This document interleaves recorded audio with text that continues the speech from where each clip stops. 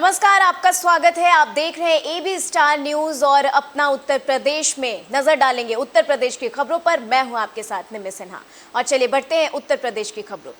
तो आपको बता दें कि 5वें चरण का मतदान अब शुरू होने वाला है, जिसको लेकर आज शाम से 5 बजे से तय प्रचार प्रसार का जो सिलसिला है वो रुक जाएगा। अयोध्या में राम मंदिर बन जाने के बाद फौजाबाद लोकसभा सीट पर भी पहली बार चुनाव हो रहा है। इस सीट पर भी चुनाव 20 तारीख को होना है। वहीं देश में जिस सीट पर आखिरी दिन तक चर्चा रही वो सीट कैसरगंज पर भी इसी 20 तारीख को चुनाव होना है। जिन 14 सीटों पर शनिवार को चुनाव प्रचार खत्म हो जाएगा उनमें मोहनलालगंज, लखनऊ, रायबरेली, अमेठी, जालौन, झांसी, हमीरपुर, बांदा, फतेहपुर, कौशाम्बी, बाराबंकी, फैजाबाद, कैसरगंज और गोंडा लोकसभा सीट है। इनमें से 10 सीट सामान्य श्रेणी की हैं और 4 सीट अनुसूचित जाति के लिए आरक्षित है। बता दें कि राज्य में 4 चरण के दौरान 39 सीटों पर वोटिंग हो चुकी है और जबकि राज्य में 7 चरणों में लोकसभा चुनाव हो रहे हैं।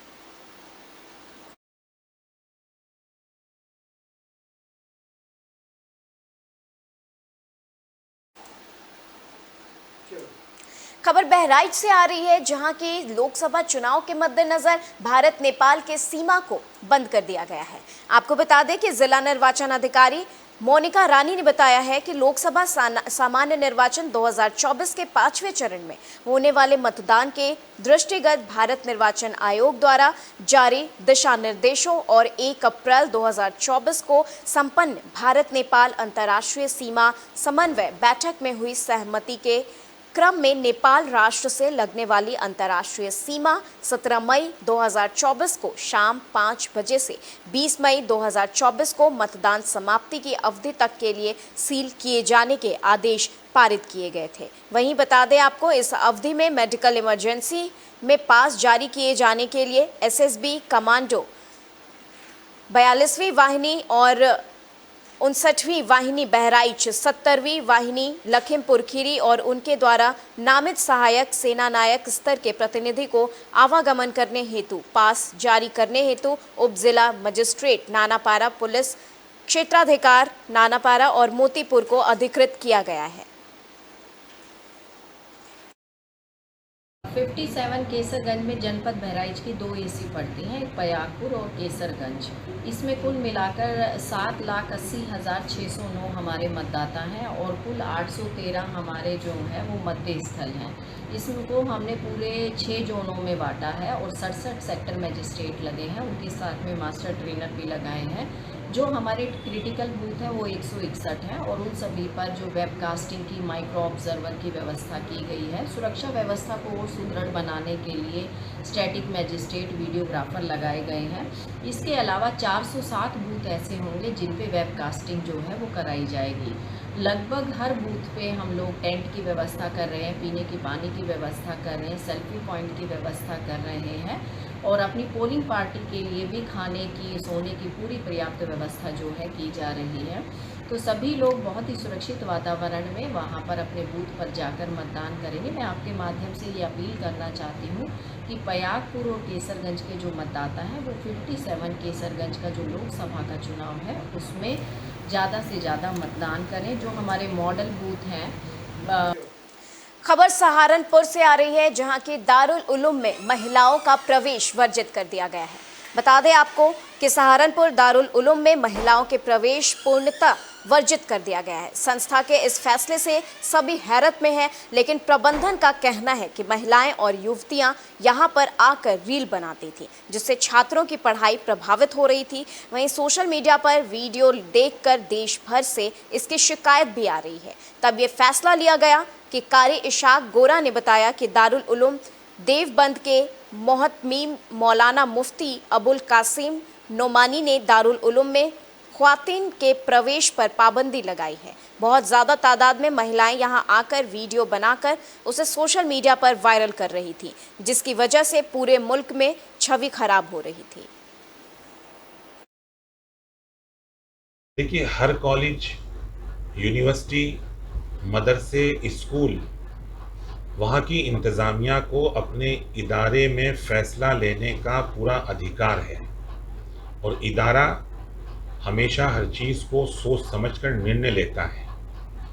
बहुत दिनों से शिकायत आ रही थी कि वहाँ पर महिलाएं आकर इबादत गाहों में रील्स बना रही हैं, वीडियो बनाई जा रही है, तो इससे एक अजीब कैफ़ियत सामने आ रही थी, जिससे लोगों की देश-विदेश से भी शिकायतें सामने आ रही थी। तो इन तमाम चीज़ों को लेकर अगर दारुल उलूम देवबंद की इंतज़ामिया ने फ़ैसला लिया है कि वहाँ पर महिला नहीं आएँगी, तो मैं समझता हूँ इस पे किसी को किसी तरह का ऑब्जेक्शन नहीं होना चाहिए और बल्कि इस आदेश को स्वीकार करना चाहिए और लोगों ने इसको स्वीकार किया है। तो इस पर किसी तरह का कोई सवाल खड़ा करना, मैं समझता हूँ सीतापुर से एक हैरान करने वाली खबर सामने आ रही है, जहां की एक पुत्र ने अपने पिता की हत्या कर दी।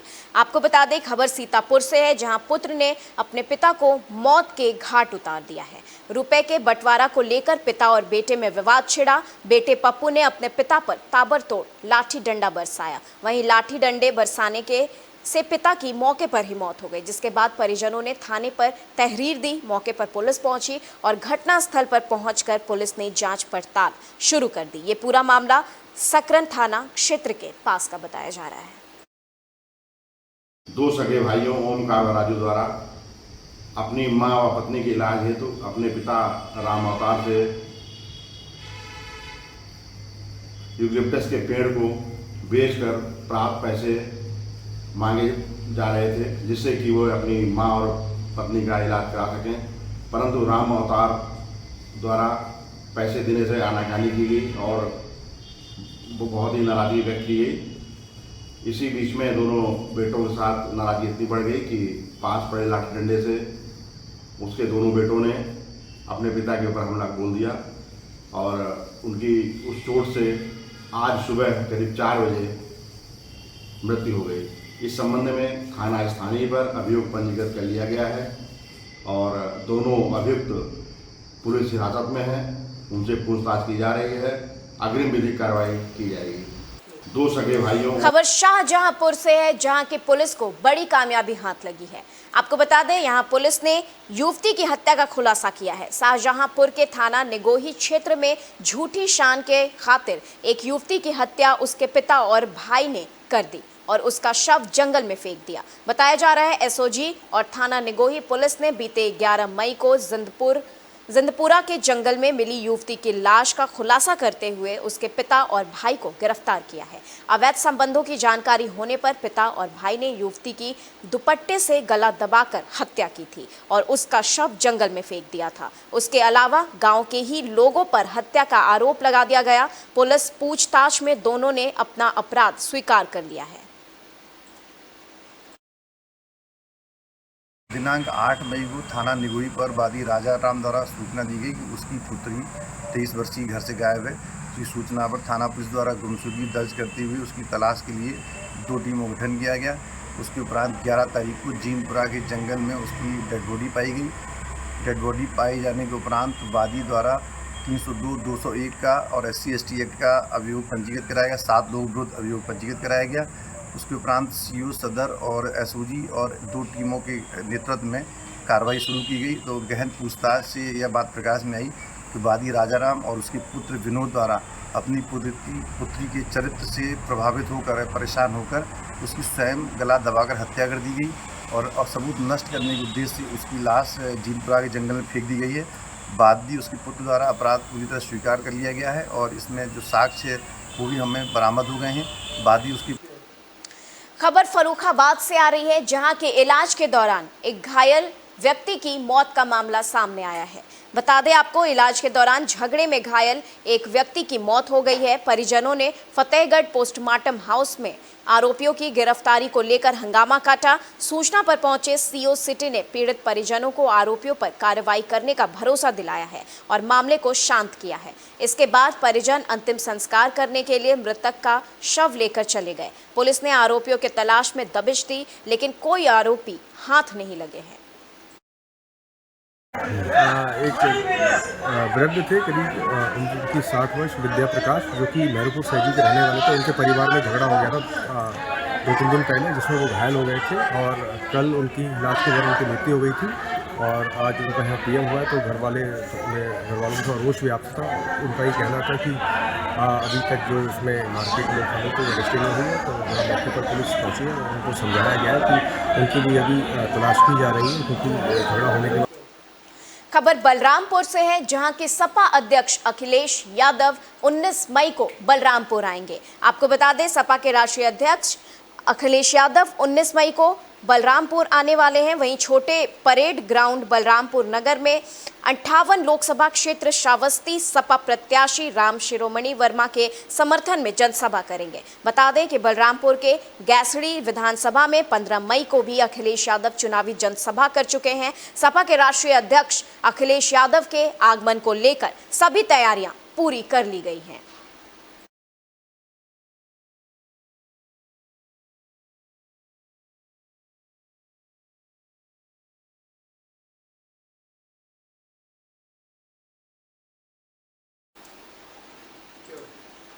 खबर चित्रकूट से आ रही है, जहां के डिप्टी सीएम ब्रजेश पाठक ने बैठक की है।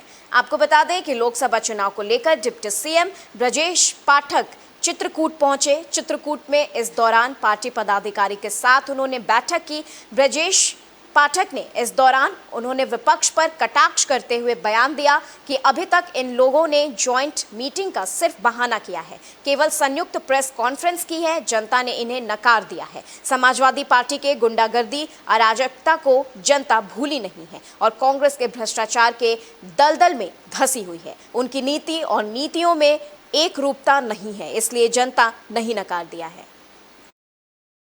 जनता में कितना उत्साह है? देखिए, प्रथम चरण से लेकर के चौथे चरण तक के चुनाव में भारतीय जनता पार्टी चारों चरणों में एक तरफा जीत रही है, प्रचंड बहुमत के साथ जीत रही है। विपक्षी इंडी गठबंधन बुरी तरह से पराजय का सामना करना करेगा। पहले चरण में इन्होंने कोई ज्वाइंट मीटिंग नहीं की, द्वितीय चरण में मात्र इन्होंने औपचारिकता निभाई है प्रेस कॉन्फ्रेंस करके, और जब जब इन लोगों ने ज्वाइंट मीटिंग का घोषणा किया है तब तब न करके केवल प्रेस कॉन्फ्रेंस किया। अभी आपने परसों देखा होगा, वहाँ भी खड़गे की और अखिलेश जी की केवल ज्वाइंट प्रेस कॉन्फ्रेंस हुई है। जनता ने इन सबको नकार दिया है। समाजवादी पार्टी की गुंडई, अराजकता, माफियागर्दी को लोग अभी भूले नहीं हैं और कांग्रेस पार्टी के भ्रष्टाचार के दलदल में डूबे होने की वजह से इनकी नीति और नीयत में दोनों में एकता नहीं है, एक रूपता नहीं है, इसलिए जनता ने इन्हें नकार दिया है। भारतीय जनता पार्टी की मोदी जी की लहर चल रही है, आप देखेंगे प्रचंड बहुमत के साथ। फिलहाल के लिए अपना उत्तर प्रदेश की खबरों में बस इतना ही। देश दुनिया की तमाम खबरों के लिए बने रहें AB स्टार न्यूज़ के साथ।